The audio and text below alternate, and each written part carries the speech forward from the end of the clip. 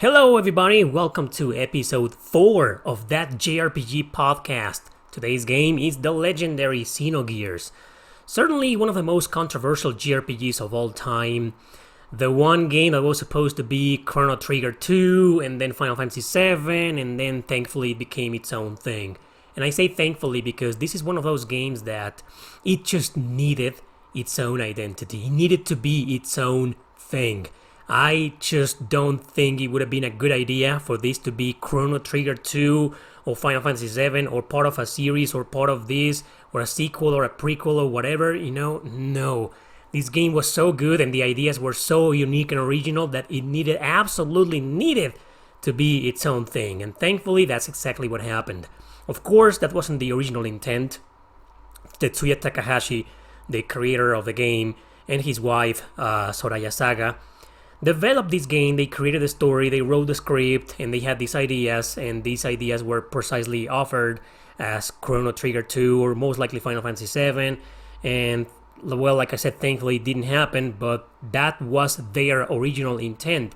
But fortunately, they realized they had this huge project that needed to come to life on its own. And that's exactly what happened. So we got Xenogears. So this is a game that, well, the game and I go way back. I remember that it came out in the year in 1998. The PlayStation 1 was pretty much halfway through its lifespan. Consoles had a shorter lifespan back in the day. They only lasted for like 5 or 6 years until the next console came out. So 1998 was pretty much halfway through, more than half. PlayStation 1 came out at the end of 1994 or 5 if I'm not mistaken. I think it was 4. So 1998, and we got this colossal genius. And sure, everybody knows the story, that it was a bit rushed, that it was released in 2 discs, and disc 2 was a bit rushed, and there was a lot more story than gameplay. And the game was criticized because of that. And there's a lot of things about this game. There's a lot of criticism about this game that I want to address. With some criticism I agree with the other I just don't. For example, I just never felt, and I think this happened to a lot of you as well. Most of you probably agree with the consensus, but I think a lot of you will agree with me when I say that I never felt like Disc 2 was rushed, or that it was way more cutscenes and dialogue than gameplay until the internet told me, So, yeah, I will address a lot of criticism about this game. I will agree with some, I will disagree with some, I will defend it against some things, but I will also criticize it about things that most people don't criticize it about. Because this game, it's if we break it down by parts like story, gameplay, music, graphics, some things are a masterpiece, but some things are just not. So before we get into all of that, let me tell you a bit about my story with this game, how I got my hands on it, how I played it, what I felt when I played it, what I knew about it. Because sometimes we play games, well, nowadays it's kind of different, right? It's kind of impossible to play a game without knowing a lot about it, because there's the internet, there's a lot of things, there's a lot of social media, YouTube and stuff like that. So most people, if not almost every single one of them, jump into games knowing a lot about them already from before, or at least the basics before playing them, right? But back then, when I first played this game, that wasn't the case. Sure, the internet was there. Actually, it was big already. I played this game in 2010, like 12 years after its original release. So, but I still didn't know the game was that big of a deal. Okay, back then I didn't do that much research on games. I didn't watch trailers. I only watched like gameplay footage to see if I was gonna like the game and if it was worth the purchase. So that's exactly what I did with Xenogears. I didn't know it was considered as this legendary masterpiece and that it was going to have this impactful, extremely dark, mature, and super messed up story until I played it. I didn't know anything about that. So I think a lot of people play this game nowadays, or have played this in the past 20 years or so, expecting that. Like, oh my god, the internet told me the story is gonna be like mind-blowing And yeah, thankfully 9 out of 10 people end up like that, end up agreeing with that, end up with that experience. They're like, the internet told me it was gonna blow my mind, and it blew my mind, right? But there's always that one guy that was expecting way too much and was like, oh no, because they hyped the story and the music and the gameplay and the battle mechanics so much that it ended up disappointing. So, but not me. I jumped into this game, you could say almost completely blind. Like, I knew it was a turn-based RPG. I watched some gameplay footage, and that's it. I didn't watch any reviews, I didn't read anything, I didn't even go to Wikipedia. All I knew is that it was a science fiction game, turn-based RPG, exclusive to the PlayStation 1. Back then it was exclusive. Later it got re-released on the PlayStation 3. Maybe by the time I played it, it was already available on the PS3, I don't know, but I played it on PS1. So how I played this game, it was pretty simple, I pretty much, got a pirated copy of it. That was in 2000, damn.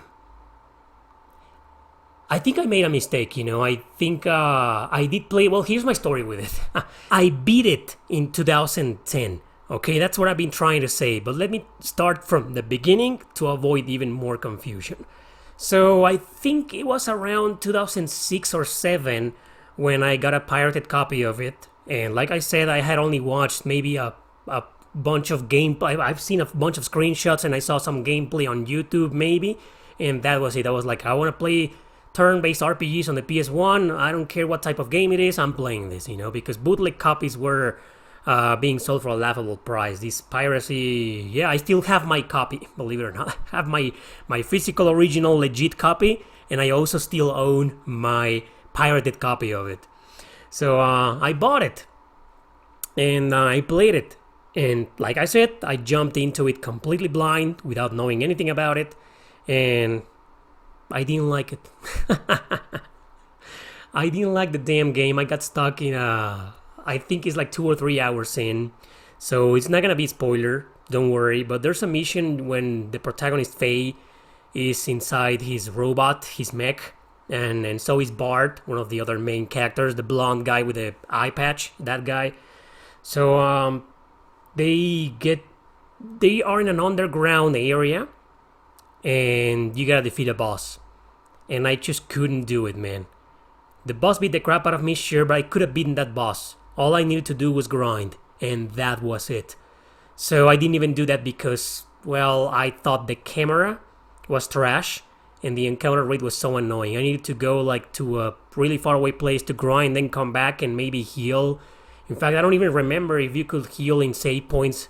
I forget. But the point is that specific area was more than enough for me to say, this game has a lot of gameplay issues. Okay, the battle system is awesome. The story was pretty good so far. I mean, this is after one of the initial plot twists of the game. So, of course, when I was playing this, but when I got stuck in this part, I already knew that the story was something else. It was going to be special. It was going to be more mature, darker than your average RPG. So, and I like the characters. I had seen Ellie, the main girl in this game, whom I fell in love with. She's one of my favorite female characters of all time, and she's beautiful and gorgeous and sexy as fuck. So yeah, I was enjoying this game, right? But I got to this part and I was like, man, it's just this, I can't take it anymore. F this game. So that's exactly what I did. I shelved it, moved on to other games, and completely forgot about it. And I didn't have many friends, barely had any friends that were into RPGs back then. But the very few people who knew about the game were like, oh, it's a masterpiece, it's awesome, blah, blah. And I was like, nah, I didn't like it. I couldn't get into it, Well, years went by, and in 2010, now we're going to jump back to 2010. That's when I started collecting video games. I wanted to start collecting physical media. And Xenogears, it just so happens to be one of the very first video games that I kept in my collection. Because in 2009... I became a reseller. I became a reseller. I started reselling video games, and physical and original, not just piracy, right? And that's when I got into the fascination of collecting, of grabbing these games and keeping them in our collection and collecting and all that jazz. So I became a collector, And in 2010, about during the summer of 2010, that's when I started saying to myself, you know what, I'm going to start keeping some of these games. Instead of reselling them, I'm going to keep them on my own. I'm going to start collecting them. And Xenogears is one of the very, very first ones. It could very well be the first one that I kept in my collection, alongside other titles like Path of Radiance, Fire Emblem, that extremely expensive game on the GameCube. That's also one of the very first video games that I kept in my collection. So Xenogears was one of the first ones. Guys, it's been so long that I don't remember what was the first video game that I kept in my collection, but Xenogears is definitely one of the first 3 or 5, okay? So the story is that, just real short, because it's not that interesting, just this guy was selling the physical version of it for back then it was the equivalent of $10. But $10, the equivalent of $10 from back then, that will be 20 something dollars nowadays. So it was still dirt cheap. Nowadays the game goes for crazy prices, I know that. Even the greatest hits version. But I don't know, man, I got lucky. I saw it and he wanted $10 for it. And I was like, sure. Back then I was planning on reselling it. I wasn't planning on buying the game just to keep it in my collection. I wanted to resell the game. That was my intention. But I was like, you know what? I'm paying for it, so might as well just go back to it. So I went to meet this guy in a mall. He never showed up. Yeah, the motherfucker stood me up. And I got angry and I didn't hear back until several weeks later when I saw the game posted again. And I was and it was for $9 or $8 this time. And I was like, damn. This guy's a jerk, but man, what do I do? So I don't remember if I ended up reaching out to him again or he reached out to me. I think he reached out apologizing. Yeah, that's what happened. He reached out, he apologized, he said, hey, do you still want the game? And I was like, hell yeah. Right, but come on, don't stand me up, man. Show up this time. And yeah, he was very serious about it. He was desperate. He needed the money. So I was like, okay, so it's gonna be $9, right? Sure, yeah. So that's exactly what I paid back then, $9 for my black label, good condition, not mint condition, great condition, maybe 8 out of 10 condition. And I still own that copy. So what I did was I put it back on my PlayStation, and I was like, man, okay, I'm gonna give the game one last chance. And I know it's gonna be a pain in the ass to beat this mission, but like I said, back then everybody and their mom had already told me that the game was a masterpiece, that it's a must play. Please go back to it, give it a second chance, you won't regret it. And I was like, okay, I will. I need to play the game. If it's such a big deal, I want to play it and I want to see what the big deal is about. So I reloaded my old file, grinded, beat the boss, moved on, and yeah, the rest is history. I became a huge freaking fan of this game. So, what's this game about? Why is the story such a big deal? Why is this considered widely by many gamers out there, and reviewers and journalists and websites, and it's a big, long, etc., as the best story ever made? Probably one of the best stories ever written for a role-playing game. It doesn't matter if it's from Japan. Worldwide renowned as one of the best stories ever written, and a lot of people consider that the best, and I'm one of them. This is the best story, and I've said this countless times, the best story ever written for a video game, not just an RPG. This is the best story ever written for a video game in general that I play in my life, and I've been playing video games since I was 4 years old. So, why is it such a big deal? Well, first and foremost, me explaining why this story is such a big deal involves heavy spoilers, so I'm gonna leave that for the end of the video. As always, I will let you know when I'm about to tell spoilers, and why, because I need the spoilers to explain why this story is such a mind-blowing experience, and why it's such a big deal, and why I think it's the best story ever written of all time in a video game. So yeah, sorry about that, guys, but it's just one of those stories that it's just impossible to explain without spoiling. And I'm gonna have to spoil even early events, and I know spoiling early events isn't such a big deal, but it's going to be a big deal for some of you, I know that. So yeah, you guys are gonna have to wait until the end. But what I can say right now is that this is a story that involves a character with mental issues, severe mental issues, with a very, very extremely dark past, and a cast of characters that are just as dark, maybe not all of them, but every single one of them has something to offer within the same level of darkness. Okay, you got Ellie, who is the lead heroine, and she's just the same. I mean, her past, once you learn her past and who she is and how she became who she is, some of the most disturbing things about her, you learn them from the beginning. From the moment Faye, the main character, meets her in the forest, which is like 1 or 2 hours into the game, less than 2 hours into the game, you learn things about her and she's like mentally disturbed. But of course, nothing is revealed until late in the game. There's Citan, the doctor, who is pretty much, he observes Faye and takes care of Faye and advises him and stuff like that. I don't want to get too much into this character until the spoiler section, but also the same, there's just, this game is the plot twist the game. I know they say that a lot about the Yakuza series, but this game is the same. It's like plot twist after plot twist, the entire game, It's like one thing after the other, and they just blow you away. That's all I can say about the story. That's why it's such a big deal, and it's greatly written. There was a lot of effort put into it. 2 people wrote the story, and a third one even had to jump in. And that third person who helped with the script was the legendary Masato Kato, who wrote the story of Chrono Trigger and Chrono Cross. Okay, yeah, that guy. So you got these 3 geniuses working on this story. Obviously the result was going to be something mind-blowing out of this world, right? And that's what happened with Xenogears. So this may not be enough to convince you of the impact this story had in the video game industry or in the RPG industry. You're going to have to play the game. And if you already did, and you disagree, well, okay, that's your opinion. I mean, it's okay to disagree. I disagree with some of the best games of all time. I don't think they're some of the best games of all time, but, to each their own, right? But, if you don't mind, or if you're already beaten the game, wait for the spoiler section. I will probably have a really big argument about it. So let's talk a bit about the characters. These are characters that are so unique, and at the same time kind of generic at first. Usually JRPG protagonists are a little bit different. They are more appealing. They're visually appealing. They don't look like normal people. And with the exception of Ellie is the character that looks like science fiction-ish, because she's wearing this strange tight suit, with these, I don't know, these yoga pants or these stockings. I guess they're stockings, and these she looks futuristic, right? She looks like a pilot of a ship or something like that, like a marine, like a futuristic marine, right? Whereas some of the rest of the characters, they look completely normal. Look at Faye. He's just one of the most generic, boring-looking characters I've seen in my life. When I started playing this game for the first time back in 2006 or 7, I was like, this is the main character, this guy here? I mean, he just looks like your average Japanese, slightly samurai-ish character from the samurai era, He looks like nothing special.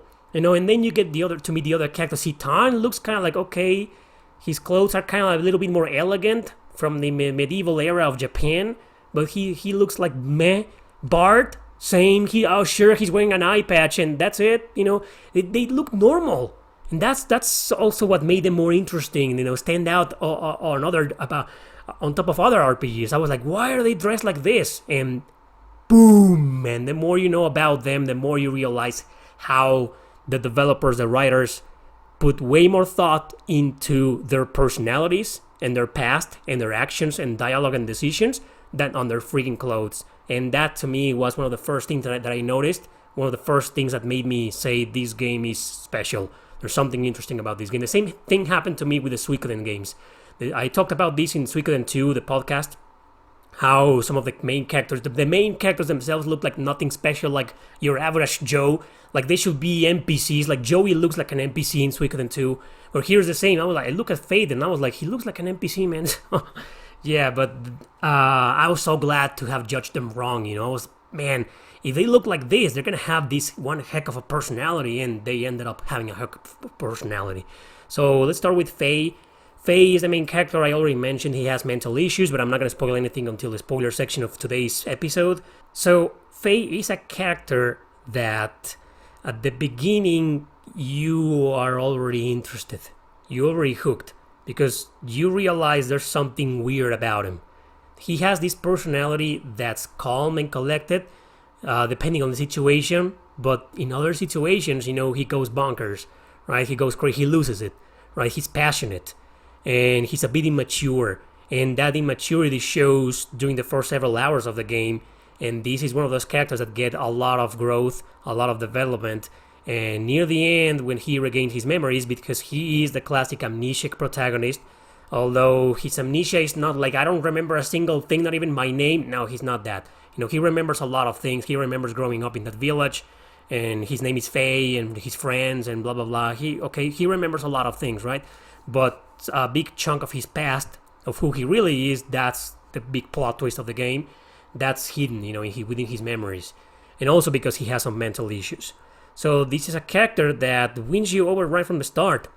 2 hours into it, and you're like, this is one heck of a protagonist. This guy's different. If you've played a lot of JRPGs before Xenogears, you're probably going to agree. You're like, this isn't your average kid from a small village and his childhood friend and embark on an adventure and go and save the world. And no, this guy, it's just something about it. He's a little bit more mature than your average protagonist. And like I said, the development he gets is just impressive. But that's all I gotta say about Faye without spoilers, so let's move on to Ellie. Ellie is gonna be the same. She's a character that it's hard to describe how much I love her without spoilers, but she's easier to explain because she's just gorgeous, and she's supposed to be gorgeous, and they explain to you why she's such an extremely beautiful woman with a perfect body. Yeah, I know that's a cliche in anime, in Japanese RPGs, but this character has an explanation on why she's like that, and it is explained to you until the very end. Okay, anyway, so when I first saw Ellie, I fell in love with her. I was like, oh my god, waifu right there, man. She's just, wow, right? Killer body, beautiful long hair.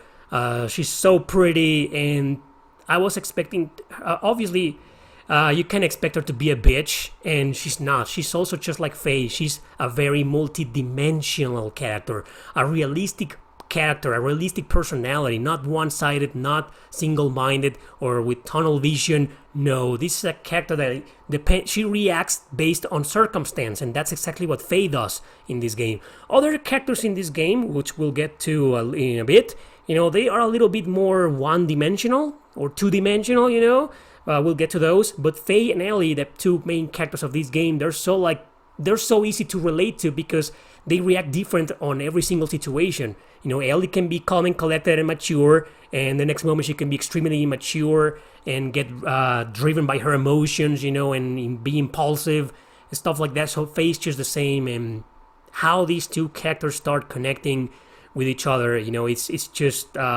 beautiful, right? How the relationship they have. There's a lot of tension between them, a lot of they bond quickly and easily, mostly because of their past. I'm not going to talk about that right now, but there's something special about them that brings them together, regardless of their past. See, so that chemistry right there, that's one of the best romances in JRPG history, in my opinion. These two guys were my favorite couples of all time. So and I like her as units. I guess I'm gonna talk about them when I start talking about the battle mechanics. But they're very good units, and I don't remember ever taking them both out of my party. Sure, this is the classic game where you change party members a lot.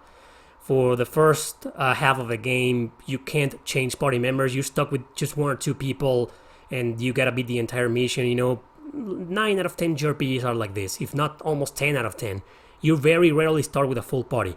Okay, that's the usual. And then halfway through the game, you have a full party. Now you can finally change party members whenever you want to. So they're very good units. That's what I'm trying to say. But we'll get to the battle mechanics in a bit. Citan is definitely the most mysterious, intriguing character in the game, because as the story progresses, since the beginning, you learn more and more and more about Faye, about Ellie, about the other characters too, but Citan is like you start suspecting right from the start that there's something else with this guy, that he may have an agenda.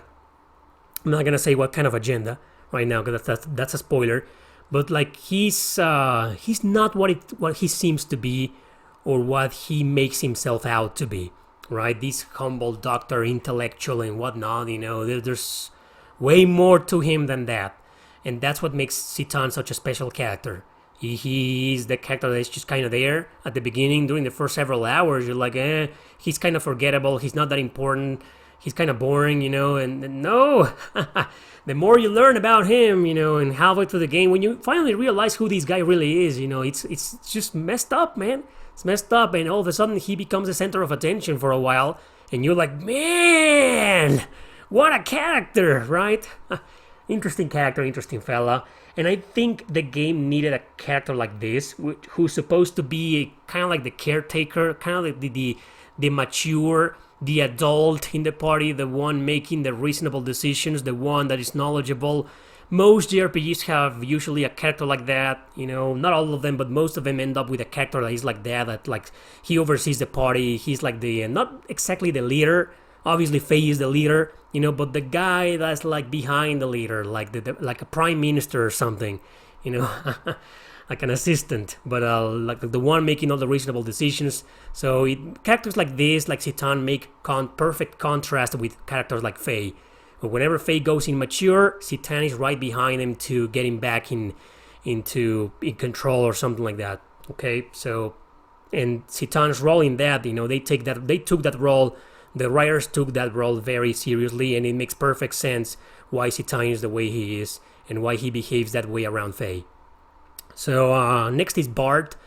Bart is, I'll be honest, he's supposed to be the cool character. He's one of the most popular characters in the game. He's the leader of this pirate ship group, that... sorry, it's just too much to talk about him without spoiling, but... he's that kind of character. His personality is that he has a bit of a jackass. There's some comic relief to him, but there's also some maturity. He's that kind of guy that you see him and you're like, how, he's this type of lightweight character. He's just okay. He can be a bit of a joker sometimes. He's the friendly guy, the charismatic persona, and all of a sudden he goes dark every now and then. He makes some mature remarks, some really fucked up dialogue and some darkness in there too, and you're like, okay. But to be completely honest, this character was not exactly one-dimensional.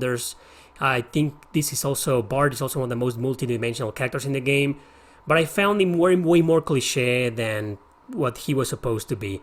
I'm not saying I hate the character. I liked him, and he was a great party member. He is a pretty balanced character now that I think about it. He doesn't stand out that much in any category or area. He's one of those well-rounded characters in battle. But in terms of personality, I liked the character. I liked his progression, his arc, how he became, his development. Okay, we learn more about him, and then he also has this heavy past weighing on his shoulders, and that's like really interesting, to be honest. But I found this character to be a little bit more cliche than original or than multidimensional, to be honest. So Bart ended up being one of my least favorite characters in the game, but I'm still very fond of him. And then we got characters like Rico. The rest of the cast, these four that I just talked about, seem to be the most important, because the others joined kind of late in the game. With the exception of Rico, I think Rico joins like after the first 4 or 5 hours of the game. But he's just...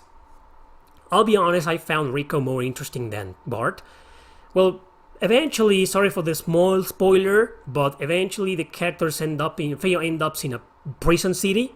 Okay, and Rico seems to be like a big deal, and he is part of the arena, and there's a bit of a tournament in there, and that's all I'm gonna say.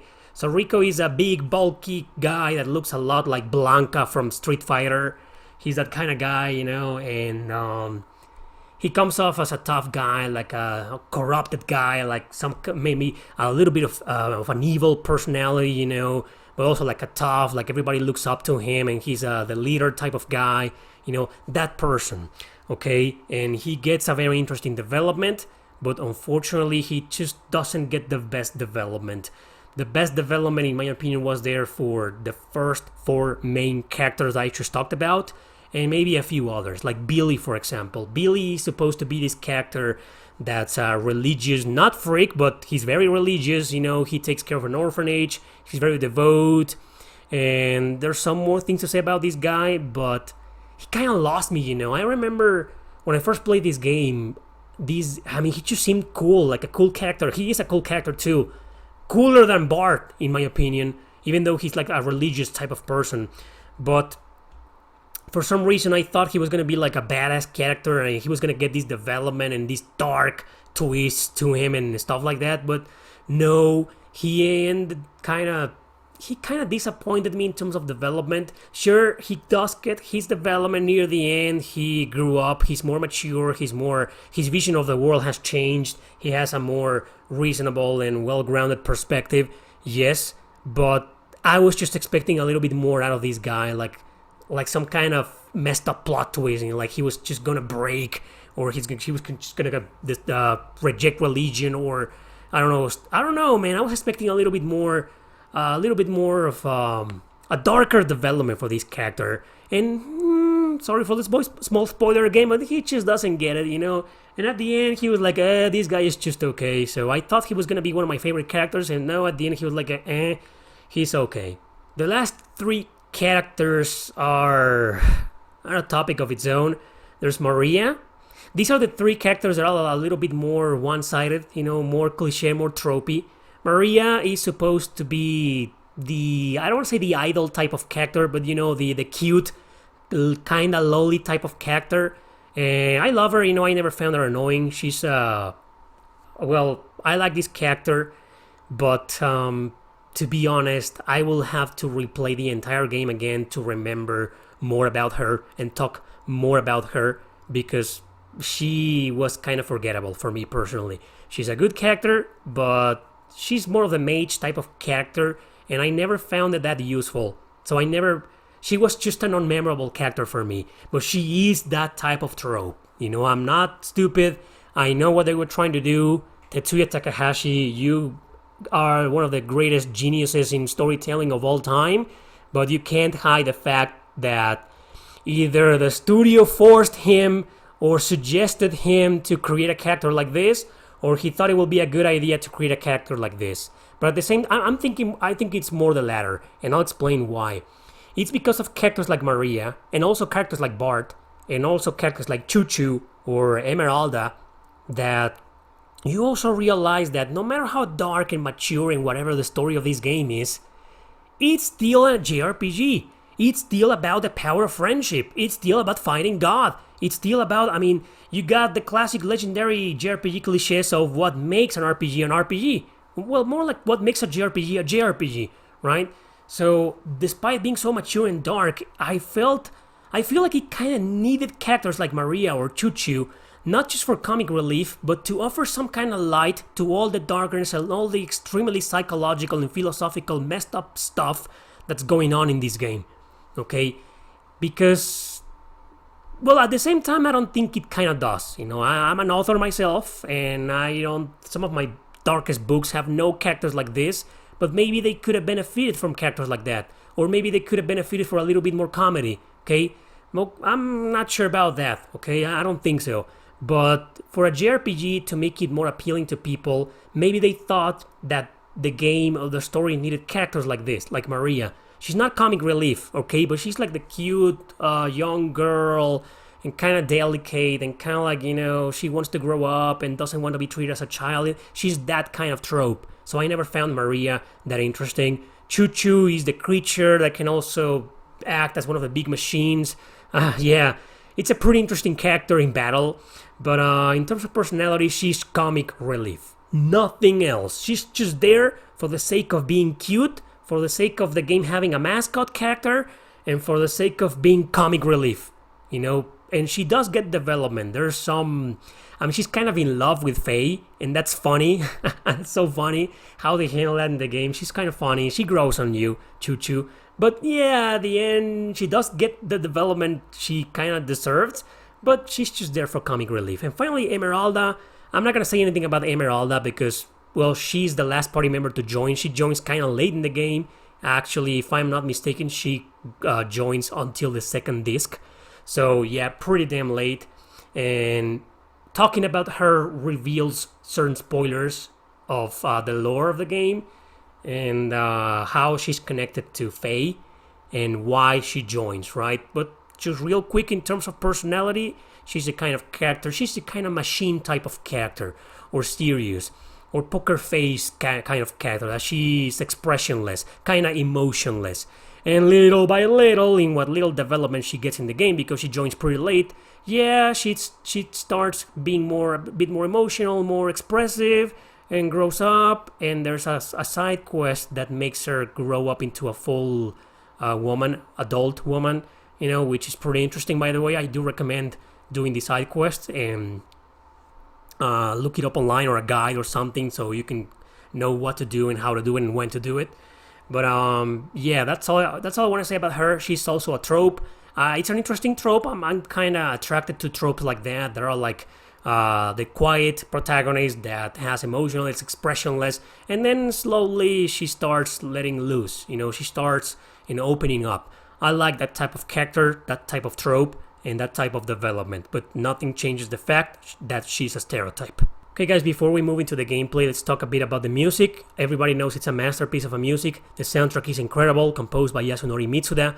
And there's something I want to say about the music that I don't think I ever said before. This is a very strange and bizarre soundtrack. You're supposed to be playing in this science fiction game. And sure, part of it is kind of, I don't want to say medieval, but you visit, there's this world where not all of it is science fiction or futuristic, right? There's a lot of places in this world that resemble more like a dystopia, and there's a lot of villages. I mean, the initial town is a village with Fae living on it. It's a village, you play through it, and the first hour of the game is like, where's the science fiction? Well, okay, you do get that legendary cinematic at the beginning with the spaceship and the crew and the captain and blah, blah, blah. Right, but once you get control of Fae, you're like, what? I thought this was going to be a science fiction game, and all of a sudden I'm living in some kind of old village, ancient village, stuff like that. So yeah, so the game has a lot of personality because of that, because it's once again one of the many JRPGs that mix medieval or fantasy or modern or old ancient settings with science fiction and futuristic and space. Okay. So that exactly doesn't make it that original, but I think it blends in perfectly. And it's also one of those features that makes an RPG, a JRPG. So therefore, the soundtrack is kind of like weird. You listen to the soundtrack and it doesn't sound like... have you listened to the Xenosaga soundtrack? Or the Star Ocean soundtrack or stuff like that? About half of the soundtrack sounds futuristic, it sounds science fiction. Check out Phantasy Star, the music in the Phantasy Star games, Phantasy Star, the original 4 games, or Online, or Universe, and you're like, man, I really get that sci-fi feeling. And in Xenogears, you really get that. Sure, there are some themes that are like sci-fi through and through, but the rest of the soundtrack could have been used for any medieval or just fantasy JRPG ever, but it will still be awesome. But I think the soundtrack gives the game a lot more personality and this identity that I can't explain. I've never been able to explain it. I'll never forget that like many years ago, I met up with this guy who wanted to buy a game from me, or I bought a game from him. I don't remember. But for some reason, Xenogears came into mind, and he was saying that the soundtrack was great, but it didn't make any sense. And I was trying to explain why the soundtrack was awesome. And he said, yeah, sure, it's awesome, but how does that fit into the game? It just doesn't make any sense. And I'm like, no, you're wrong, right? So I've never been able to explain how the music works in this game. It's just some themes are so unique. But I think the best way I can explain it is that I think Yasunori Mitsuda got so caught up in the concept, thankfully he did, in the concept of the game having a crap ton of lore and a big lore and ancient ideas and how the past shaped the present and the future so much that all this ancient stuff, ancient technology, ancient ruins, ancient lore, and again, I can't explain why because it's a spoiler, but once you get to the end of the game, everything is explained to you, and that's when you realize, oh, that is the moment when everything comes clear to you. That's the moment you realize this soundtrack is freaking perfect, and it couldn't have been any other way. Had this soundtrack been more science, sci-fi, more futuristic, it wouldn't have been the same, and a lot of scenes would have felt different. The game helps, the music helps the game get that legendary personality about it, because this is a game that is not just about the mechs and the robots and the space and futuristic stuff. No, it's also about the lore, the ancient stuff, the mysteries behind it, the religious themes, the philosophical themes, and some of the themes in the soundtrack make you think, make you really sit down, be quiet, maybe close your eyes, and they're so suggestive. That's what I'm trying to say. Suggestive in a sense that they just get into your head and they start making you think about, I don't know, the meaning of life or the meaning of the world, the origin of the world, or what's going to happen, why humanity behaves the way it does, stuff like that. That's how incredible the soundtrack is in Xenogears. Now, the graphics. Well, this is a strange game. The graphics aren't exactly the best for its time. It's a 1998 game. It looks freaking impressive, and I gotta say something right off the bat. This game has one of the best, most beautiful pixel art and pixel animations of all time. It's up there with the Capcom games from this era, from the Breath of Fire 3 and 4 games, which look freaking fantastic. Beautiful art style too. Well, the art style is a bit of a mixed bag in my opinion, but the pixel art, beautiful. I love the movements of the characters. They weren't exactly polygons. They're just pixels, and they blend in. They just stand out in these backgrounds, in this world that looks kind of ugly-ish. Because if you remember, I played this game almost 10 years after its release, so maybe I couldn't appreciate it 100%. Had I played this game in 1998, I probably would have appreciated the backgrounds a bit more. But they just look ugly. But it's thanks to them looking kind of ugly in some areas, okay? Some parts, some dungeons, some cities, some parts of Xenogears still look absolutely gorgeous. But others, like some forests, some ruins, some the sewers, or the overworld, it looks kind of ugly. They didn't age well, man. They did not age well. But that ugliness, it's exactly what makes the pixel art stand out way more. Okay, that's why you see the pixels and you're like, oh my god, they look just fantastic in there. That's why I've always been saying, please remaster this game. This game remastered with focus on the pixel, and oh man, this game in 1080p at 60 frames per second, with those graphics. Just polish the backgrounds a bit more, and the pixel art, oh man, it's just beautiful. And a lot of people have been saying that this game in HD 2D will be just as great looking. I think we will need an upgrade to the engine, so it wouldn't have to look exactly like Octopath Traveler does. So it will look better, like an improvement of the same graphic HD 2D engine, in these 3D backgrounds. Oh my god, man, that would be a visual orgasm right there. Anyway, but the art style. The art style, I like it for some characters. Some characters look really interesting. Ellie looks beautiful, but others look kind of like, I don't know. This character in particular looks kind of ugly. These other, especially the NPCs, or the not so important characters. There are story important characters, but not that much. You only meet them for a few moments, and that's it. They're like, for example, a little kid. I forget the name of a little kid in the village. He looks. Wow.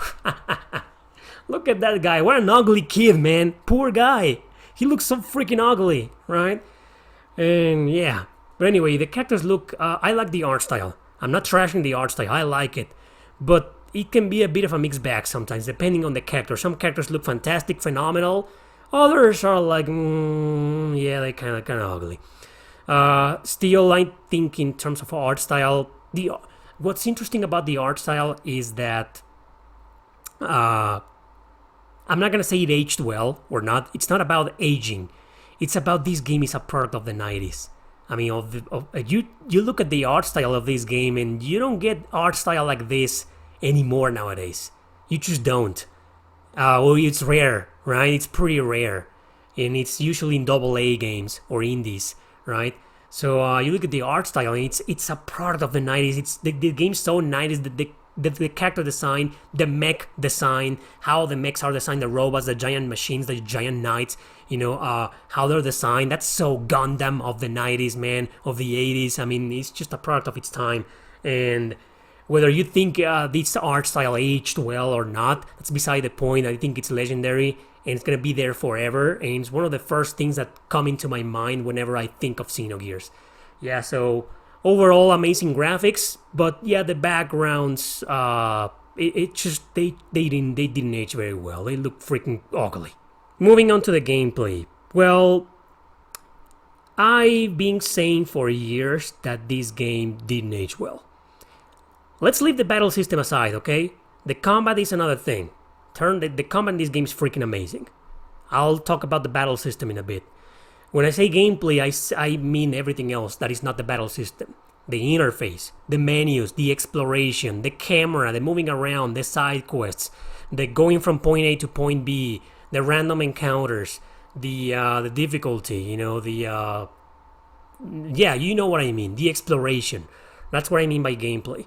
Obviously, the gameplay includes the battle system, but I'd like to treat the battle system separately. Because battle systems in JRPGs, in my opinion, are its own thing. They have to be treated separately. When I say that it didn't age well, it's because it didn't. The menus look outdated, the interface looks pretty old, and this game is legendary for having one of the worst cameras of all time. That even when it came out, it received criticism because of it. It's bad. Okay? They're trying to have as many assets in the backgrounds as possible sometimes, that it's just so hard to maneuver with the camera. And there are some areas, this is the worst. The worst thing about Xenogears, the worst goddamn thing, is that there's platforming involved. In some areas, there's platforming, believe it or not. And you have to adjust the camera to be precise so you don't fall off to your death, or you don't fall off and have to restart all over again. I mean, it's just insane. Why did they think it was a good idea? Why? This is a game that didn't need that platforming. For starters, it didn't need that terrible camera. And now you're making me jump? And sometimes it's not even jumping. Sometimes to realize where you need to go. This is one of those games, this is one of those where the fuck do I go type of game.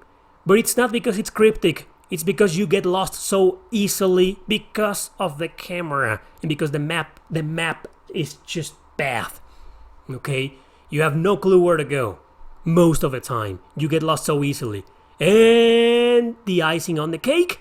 Random encounters. And this is a game where the interface for the random encounters, how it loads, how it gets you into battle, it doesn't take forever like Final Fantasy IX or Chrono Cross even, but it takes a while. And you get the encounter rate in this game is high. It isn't stupidly high like in Breath of Fire 2. No, thankfully. But it's high nonetheless. It's high. So imagine you're out there trying to get from point A to point B, trying to exit the dungeon, try to progress with the game, and you got a crap ton of random encounters, and also you got this shitty camera, these shitty angles, shitty view, barely a non-working, non-responsive map, and ugly backgrounds. That's Xenogears for you. So I know throughout the years I've gotten a lot of shit because of this, a lot of criticism. Xenogears is one of my favorite JRPGs on the PS1, but it's never been like top 3. Maybe it was like 10 years ago when I did the slideshows, but I only put it so high because of the story and music and characters. But this is a game that did not age well. It's not... Overall, the story is a masterpiece. The story, characters, music, pixel art, even the 2D combat with the human characters, that's a masterpiece. But overall, the game is not your 10 out of 10. It's not the ultimate masterpiece. It's just not, because it aged horribly because of this. The exploration in this game is garbage. Yes, I just said that. It's fucking garbage. I hate it. This is a game that I'm never touching again, man. I'm never beating this game again. Well, I shouldn't say that. Because if in 20 years it hasn't been remastered, okay, maybe I'll give up and struggle with this horrible camera and horrible exploration. But it just makes me want to never touch it again because of this. It ruins the game. It didn't ruin it for me back then, but nowadays it's so hard to go back to and play it because of that. Anyway, that's my rant with the gameplay. Finally, let's talk about the battle mechanics. So you got two battle systems here. Well, not exactly two battle systems, but they're different depending on how you fight. Okay, you got the human battles and the robot battles, which are different. The human battles are amazing. They got this pretty immersive combat where you gotta click different combinations of buttons to come up with new arts, with new attacks. Because this isn't your average just click attack or click defend or select a skill. No. This is a pretty unique combat for its time. Okay, you're supposed to do that, to try out different combinations of buttons with the square, with the triangle, with the circle button, sometimes with the D-pad, to learn, to have the characters learn new moves. Every single character. And you create these combos because every time you push a button, the character may do a regular attack, but if they don't, they wait, and if you got the combo right, the combination attack, they will execute their, well, kind of like an extra attack or like a special skill. They got like one uppercut, one regular straight punch, one kick, and then the fourth button becomes this special attack, which is awesome. This is an awesome combat. I love this combat. I had a blast. And it's one of the reasons why I didn't go crazy. If this game had a generic average combat, I would have ditched it. I never would have finished this game. Because I just told you that the exploration was so annoying. The camera ruins everything, man. And the random encounters. But at the very least, the combat was freaking awesome, right? So I had that to look forward to. I was like, oh my god, another random encounter, goddamn it, in the sewers. Sewers being one of the worst dungeons in JRPG history, not just in this game, in JRPG history, man. Horrible dungeon. But you get into the battle and you're like, oh, well, let's do it. Sure, it gets tiresome and repetitive after a while because you get into so many battles, but still, you get to enjoy this combat system at the very least. Something that it's unique. Something that isn't your average generic menu-based, turn-based combat. So it's a really good combat. And there's also ether attacks, which are pretty much the magic attacks. And you also got the fan and items, stuff like that. So that needed to be there. So I like that. I really like the combat in this game. I think it was a blast for the boss battles. For regular enemies, sometimes it was a pain in the ass because some enemies took forever to die. But for regular boss battles, it was pretty engaging, pretty challenging.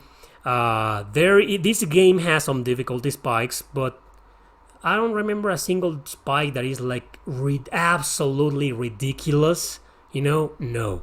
But there are a few spikes in there that are like rage quit material, man. You're gonna rage quit, but then the next time you turn the game on, you'll grind, just like I did.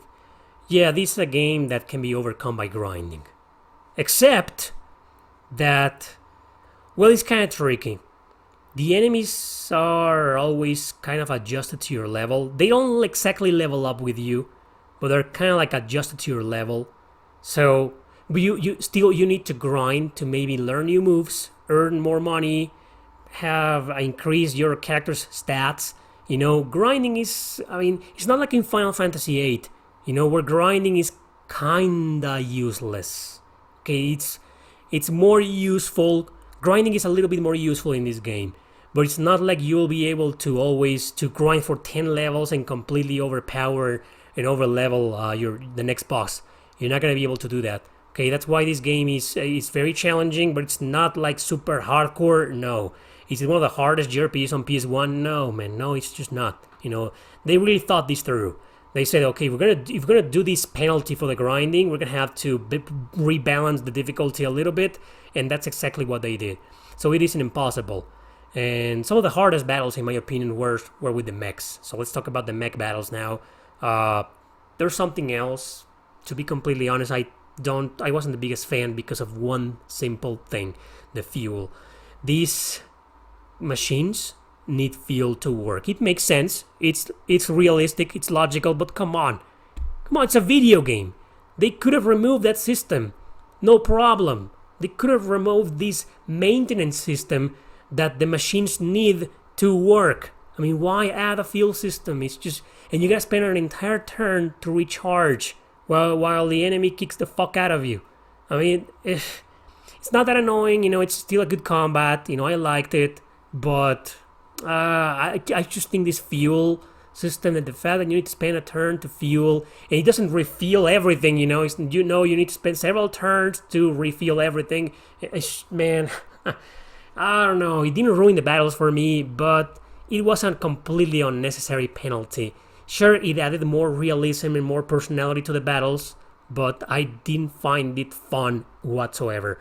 The rest is fine. This is more average. You You don't create the combos you do with the human characters, but you do still create these combos, these attacks, and it's still pretty fun. I mean, it follows a similar formula to the human battle mechanics, which is still cool. And yeah, if memory serves me well, some of the hardest battles of the games are fought in the nights, in the mechs. Okay, if memory serves, I died a lot in some battles, and I needed to grind, or I needed to experiment a little bit more with the equipment or the gears of these Xenogears. No pun intended. Well, actually, pun intended. Yeah, I'm terrible at making jokes. Anyway, so yeah, the combat system is fine in this game. I like it. I think having human battles and then mech battles gives the game a little bit more variety because it breaks out of the repetitive nature of it. Why is it repetitive? Because of the exploration and the encounter rate. Okay, that's why the game didn't age very well, but the combat system is fine. Though I would like to say that going back to the graphics, just real quick, yeah, the mechs don't look very well nowadays. They didn't age well. They're polygons. Unlike the sprites, unlike the human who are sprites, the mechs are polygons and they don't look very well. The game looks really old. Whenever you go into a battle, mech battle like that, or wherever you're exploring every round with the mechs, it shows his age, and it didn't age very well. The polygons look kind of ugly already. But the machine, the design of the machines, the design of the mechs, I mean, it's still pretty cool looking and interesting. And I love Face Machine, I forget the name. But yeah, I mean, she looks freaking amazing. That's what I wanted to say real quick about the art style. So, great combat, great battle music, great soundtrack overall. Great. Some of the graphics are still great. Some of the others are ugly looking. And yeah, and the story's a masterpiece. So yeah, maybe one of these days I'll score this game. I'll give a scale of from 1 to 10 to each category. But for now, the overall is way more positive than negative. So this is still a very recommended game to play. It's just you're gonna have to deal with this horrendous exploration because it's pretty bad. Okay, maybe I'm exaggerating. Maybe it's not that bad as I made it out to be. I said that it was garbage. I mean, I was angry. I got caught up in the moment, but it's not good. Let's leave it at that. Maybe it isn't terrible, but it's not good. That's all I want to say. So that's it, guys. I will start discussing the spoilers. There's a lot to say about the story and the characters and what makes them so freaking special to me and why the story and the characters are a masterpiece, like a 10 out of 10, if you want to say that. So yeah, spoiler section incoming. If you want to tune out, well, thanks for tuning in. Thanks for listening or watching. And that's it. See you next time. Okay, so spoilers coming in 3, 2, 1. Here we go. Remember when I mentioned that Faye has mental issues? Well, it turns out that he has multiple personality issues. He has another self inside of him called ID or id. Okay, and this is a character that is extremely powerful, that transforms into this beast-looking type of character with red hair, kind of like red-orange clothes and pale face, and he goes out of control. And one of the main reasons why Faye is the central figure of the game is not only because he's the main character. I mean, how many JRPGs have you seen where the main character is just the main character and that's it? Eventually they get some relevance because of this and that, but they aren't exactly a central figure. Take Wild Arms, for example. Okay, without spoiling much, let's just say that most of the game revolves around Cecilia. Whereas Rudy, advertised as the main character, is like, he barely has any importance in the overall plot. Most of the things happen because of Cecilia. Okay, so that's just one example of many. Usually the main characters, they make it about them. Okay, but the entire game and the entire antagonism and the entirety of Citan's character's development, is about Faye. Is about because the bad guys know that Faye has this ID inside of him, and he's supposed to be, wow, this is open to speculation, but the game makes it out to be as if Faye was kind of like the reincarnation of Adam, and Ellie is a reincarnation of Eve. Yeah, they go that far when it comes to religion. Near the end, you do fight God. The God. Not just the ancient God from this lore. No, you fight the God. That's what's so messed up about this game, and that's why at the beginning I said it was one of the most controversial JRPGs of all time. Because, I mean, what the hell, right? It takes literally stuff from the Christian Catholic Bible and turns it into and mixes it with fantasy, and you fight God. Okay? When in reality, they also had a lot of things to get away with it. You know, God has a different name. I think the name is Miang or something. It's not exactly God, but Miang is supposed to be, it says here, the representative of Deus, the representative of God. Yeah, so one of the things that makes the story so special about this game, leaving Faye aside, because he is one big ass reason to admire the narrative and the plot of this game, he alone. Another big reason is how they handle all of these religious themes so well, even though the game was kind of censored. Squaresoft didn't let Takahashi and his wife get away with a lot of things. It got away with some, but not all of them. This game was supposed to be mature rated, was supposed to be darker, and was supposed to be more messed up. You want to learn more about it? I made a video called 10 Things You Didn't Know About Xenogears. That was many years ago. Check it out. I'll probably post it at the end here. Or just look it up like that, 10 Things You Didn't Know About Xenogears. Or just type Xenogears Erick Landon, and I'm sure the video will show up, right? And you'll see a whole lot more, because I don't want to get too much into that, because that will be making a video inside a video. A video within a video. So, but that's another big reason why this game is so special. Because on how it dares to handle some religious stuff, how it broke boundaries, how it crossed the line, man. How it crossed the line. That's what makes it so cool. That's what makes it so appealing, because the moment you learn that, you're like, oh my god, what am I playing? Am I supposed to be playing this? And yes, you are supposed to be playing it. And that's why it's awesome. Because the large majority of JRPGs don't dare to take these huge risks. You know, only people like Yoko Taro from the Nier games takes these kinds of risks, and that's why they're so successful.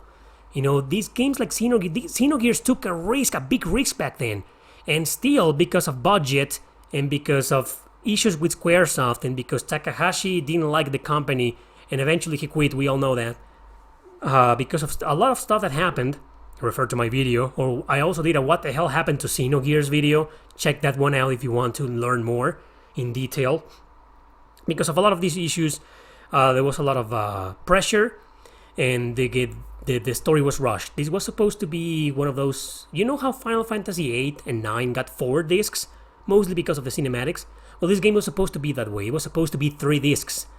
Because they were trying to expand a bit more, and they wanted to tell more, but the story was just too damn huge. And what Takahashi did was like, okay, what's more important to me for disc 2? The story or the gameplay? And he sacrificed the gameplay and put a whole more story. But like I said at the beginning, I want to bitch about that, guys. It's just incredible how many people like me overlook that. When I first played and beat this game, I was satisfied. I was like, I fucking love it. The story is amazing. It's untouchable. It's the best story ever. Blah, blah, blah. And maybe days, weeks, months, years later, I found out that it was heavily criticized because Disc 2 was rushed. And I was like, I didn't feel it was rushed. I did notice it had more story. But I was like, well, they're trying to unleash everything on you. They're trying to explain everything on you. And, yeah. Here's a good example. You know, my favorite movie of all time is a World War II movie called The Thin Red Line, starring Jim Caviezel and Sean Penn. Yeah, I've always said that that's ironic, considering Sean Penn nowadays is like very lefty, and Jim Caviezel is definitely far right. Let's leave politics aside. It's just a funny thing to notice. But anyway, yeah, great movie. Also featuring other actors like John Cusack, John Travolta, George Clooney for like 2 seconds. Anyway, so why am I talking about this movie because this movie was supposed to be like 6 hours long. It was supposed to be extremely long, and the director, Terrence Malick, had to cut a lot because the studio told him, no, we need this. I think it was published by 20th Century Fox, right? And they told him, no, your movie needs to be 3 hours long. I mean, why? I don't know. I mean, Once Upon a Time in America is like almost 4 freaking hours long. That's okay. But The Thin Red Line, no. So for some reason, these dumbasses, Fox ruined the movie, right? And it developed a reputation for being like that. It cut Adrian Brody, the guy from The Pianist. He was supposed to be one of the main characters, and instead, most of his dialogue, most of his scenes and lines got cut off. And yeah, that's horrible. Fuck Terrence Malick because of that. But yeah, they had to cut off a lot of things. So why am I bringing this up? Because when you learn about all of this stuff, I mean, you gotta get angry, and you're like, man, this could have been a fantastic, an even better project, and the director's vision would have been fulfilled 100% had they let him we include everything that he wrote in the movie. But it wasn't the case. But what I'm trying to say is that I watched the movie, the 3-hour-long movie, before I knew any of this, and I freaking loved it, and I thought it was a masterpiece, and that's it. And the same thing happened to me with Xenogears. I beat the game, and I was like, this is excellent. This is a fantastic story. And now I learned that the story was rushed. And what? Am I supposed to criticize it and point it out and say, oh, you know what, guys? Too bad the story was rushed. This too was rushed. And, it's so ironic that most of the comments from... Most of the people who make those comments didn't even beat the game, didn't even play it. They know nothing about it. Play the damn game, play through Disc 2, and you'll see what I'm talking about. It's still freaking excellent, despite being rushed.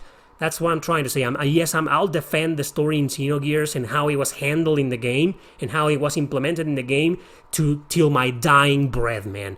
This is an untouchable story. Fight me if you want to. Show up in the Q&As and fight me if you want to. I'll fight you. I'll fight you until we both bleed.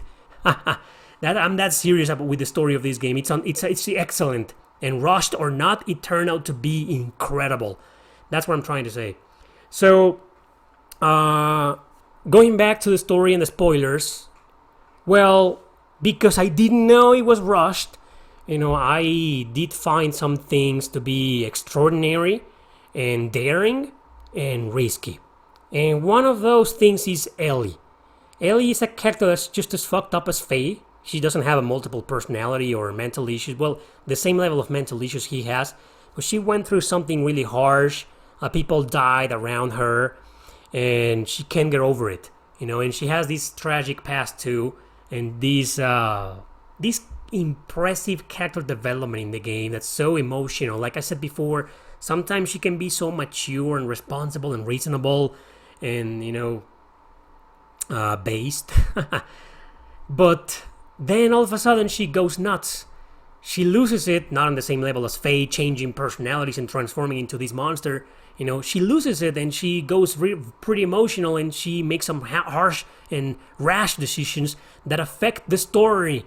That's what I call like the perfect character development, when a character's actions, because of this and that, affect the whole story and the whole outcome of it and their relationship with the main characters or the main antagonists. And that's Ellie for you. And sure, one of the most controversial things about this game that almost got its mature rating was the sex scene. There's a sex scene in this game, but it's barely a sex scene. It's just Faye and Ellie when they realize they're in love and they're a couple, and when they learn who they really are and that they are, like I said, the reincarnations of this and that character, well, they make out. And we don't see them fucking, don't worry. Had we seen them, we would have gotten a mature rating, or the scene would have been removed or censored, especially by Squares of America. Because violence and decapitations and psychological lesions stuff, that's okay, but showing a pair of nipples, oh no, we can't have that here in our precious country of America. So, but still, seeing that in a JRPG, when in JRPGs there's always come on. Even Final Fantasy VII didn't do anything of the sort. Cloud never got over Aerith and realized that Tifa was the love of his life and he's a jerk for it. fuck that guy. I mean, why, right? But they could have worked something out because Final Fantasy VII was supposed to take the series into a more mature direction, and Final Fantasy VII is a mature game. It's not a mature rated game, but it's a mature game with adult characters. Most of the characters, Cloud is like 22 or 23 years old. That's being an adult in a JRPG world, when you reach 30 years old and you're an old man. Yeah, that's the anime logic for you and an anime trope. So, but they don't do anything of the sort in Final Fantasy VII. And in Xenogears, they fucking did. And that's also one of the things that makes the game so special. Because in JRPGs, there's always that, man. This is the same argument I used to defend Valkyria Chronicles, or to praise Valkyria Chronicles. Because it doesn't fuck around. You got these two characters who, they like each other, and you want them so bad to be a couple, and they want it so bad, to get into each other's pants, and it never happens. And near the end of the game, they're still not a couple. It's that stupidity that... I hate that cliche, man. Sure, it's there, and I deal with it, but I hate that cliche. And in Xenogears, it doesn't happen. It's like, okay, we like each other, let's do it. Let's be a couple, No bullshit. That's what makes Xenogears so special. They end up together at the end, and they do it, in a comfy bed. We don't see the scene, but they do it, and it's like, man, yeah. I'm not saying this is what's supposed to happen in every JRPG. It's okay to have that cliche every now and then. It's okay to treat things differently, but I wish we could see this level of maturity more often, right? Because there's a process to everything, but we don't want to get into that. So I love Ellie. I love her character. I think she gets an even better development than anybody else in this game. And near the end, she's like, she knows what's up. She's got this huge level of conviction. Like, she loves Faye no matter what. She's going to stick by him and with him no matter what. And that's true love. That's something we rarely see nowadays in real life. So maybe people should learn from this fucking game. And it's just beautiful. It's a beautiful conclusion and development for these characters. Who is Citan? The last character I want to talk about is Citan. Citan's identity is revealed not too late in the game. The more you learn about him, the more intriguing he becomes. He's supposed to be an overseer. He oversees Faye. That's his job. It's not something he's doing because he saw Faye grow up from when he was little. No. This is Citan's mission. That's one of the biggest plot twists in the game, when you realize that Citan knew everything from the start.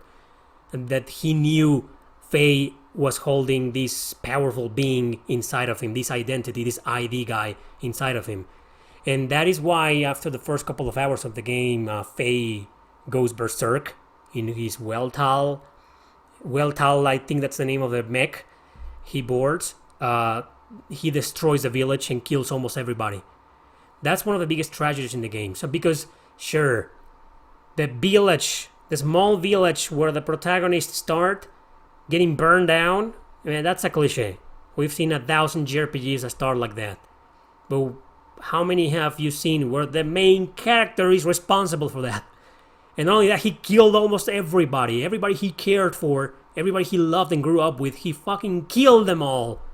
That's just... what? That's so messed up, man. And that's also why this story is so special. Not because of the good things about it, but also because of the tragedies and all the darkness about it. It's such a messed up way to start your game, to start telling your story. Faye has psychological issues, and he has to live with the fact that he killed everybody. That in Citan, he didn't know that was going to happen, right? But he knew about the possibility. So he kind of started looking at Citan as this multidimensional character too. Like, in some things you agree with him, but in others you kind of question him, and you're angry at Citan, but you kind of understand at the same time why he did what he did. That's what makes a great character in a video game or in a movie. When you're not 100% in favor of the character or against the character. Like it makes characters more realistic, more humane. Like, you agree with them in some things and disagree with others, and Citan is that one character in the game that you disagree a lot. But you also agree with, like, what would you do in his shoes? What would you do in his situation? Empathize with the character, and you're like, what the fuck would I do if I was Hitan? And yeah, so he's pretty much the caretaker, and he's tasked with overseeing the main character, Faye. And eventually it was revealed that Hitan is supposed to be a bad guy in a sense, but he's not, because he rebels against authority too, and he doesn't want to be a part of that either. And he has history with characters like Sigurd, which is supposed to be Bart's second in command. And I think he's his brother or half brother, I don't remember. But the relationship between Hitan and all of these other characters that seem to know him, and like why do they know him?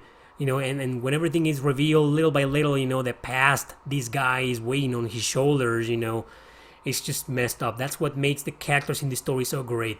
So you see what I was trying to get at when I talked about the story about an hour ago. I wanted to get to this point to say this is what makes this story in Xenogears so freaking well, because sure, it has its tropes, but it focuses way more on the things that are unique, original, not cliche, not tropey, and they offer us these plot twists that are not just shocking, but that make you think. There's a lot of games out there with several plot twists, but there's not much to think about. It's just like, oh, the shock, I wasn't expecting this, and that's it. You recover quickly. But in Xenogears, it's like, how do you deal with this now that you know it is? Now that it's been revealed to you, how do you deal with the twist now that you know it?